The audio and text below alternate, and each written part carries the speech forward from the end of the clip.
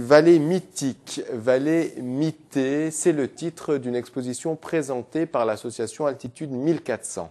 Elle veut sensibiliser la population au problème de l'utilisation du territoire valaisan. Précision avec Marianne Tremblay.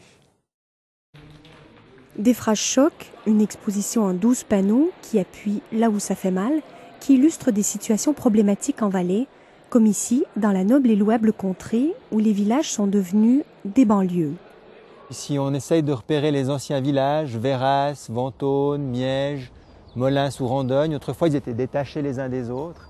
Et puis actuellement, ils sont fusionnés dans un magma de construction. Ils sont rejoints par les routes et l'urbanisation qui s'est développée le long des routes.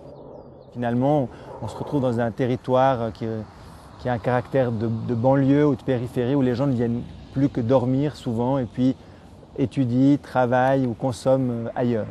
Des villages dortoirs, des banlieues dorées et des centres qui disparaissent. Ici, on est dans le centre du village de Véras, où on voit qu'il y a l'école, il y a la chapelle, c'est le centre historique. Puis en même temps, il n'y a plus beaucoup d'animation. Cette animation, elle s'est déplacée.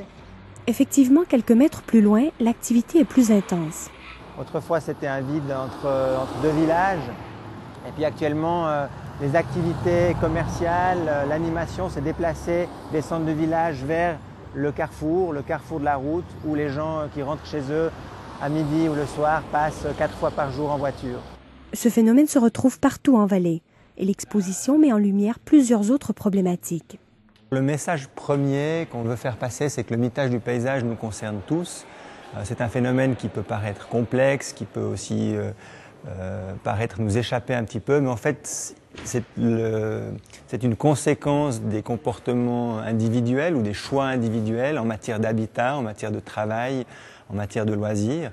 Et finalement, la somme de ces choix individuels se répercute sur l'ensemble du territoire. L'exposition itinérante se déplacera jusqu'à la fin de l'année et elle fera le tour des centres commerciaux et des écoles.